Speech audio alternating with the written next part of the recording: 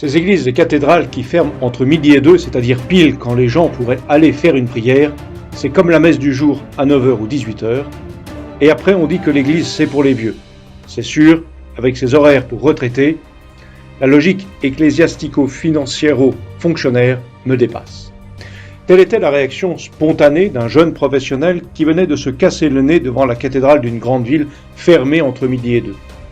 Ce n'est pas, à vrai dire, un mince problème. Aujourd'hui, les églises sont parfois fermées, les campagnes retirées, faute de fidèles disponibles pour ouvrir ou fermer les portes, ou simplement de permanents pour les surveiller. Dans les grandes villes, elles ouvrent aux horaires de bureau, parce que le personnel doit prendre sa pause, ou les bénévoles retourner s'occuper de leur famille.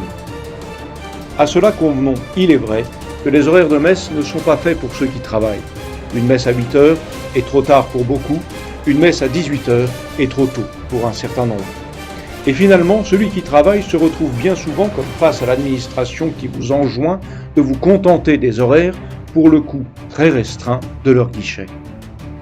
Dans son rapport sur les églises qui font l'Église, Monseigneur Habert invitait à se poser la question de la permanence de vie dans les plus petites églises, fussent-elles perdues au fin fond des campagnes de France. On pense souvent à l'accueil des non-catholiques parce que nous saisissons l'enjeu de l'évangélisation par le patrimoine. Mais à cette réflexion missionnaire, ne pourrions-nous pas ajouter la question des besoins spirituels des fidèles tenus par des obligations professionnelles ? Il est en effet fort difficile de se retirer pour prier dans un emploi du temps serré et une ambiance générale peu propice. Trouver porte close aux rares moments libres, comme la pause déjeuner, la sortie du travail, n'aide pas non plus à enraciner sa vie spirituelle. Derrière cette question se trouve finalement celle de l'usage du bâtiment église et du rapport que ceux qui en ont la charge ont avec cet usage. Plus profondément, nous retrouvons l'épineuse question de la professionnalisation de ce qui autrefois étaient des services d'église et, au-delà, de la notion même de service. C'est vrai que l'Église est de moins en moins riche et que les diocèses sont aux abois.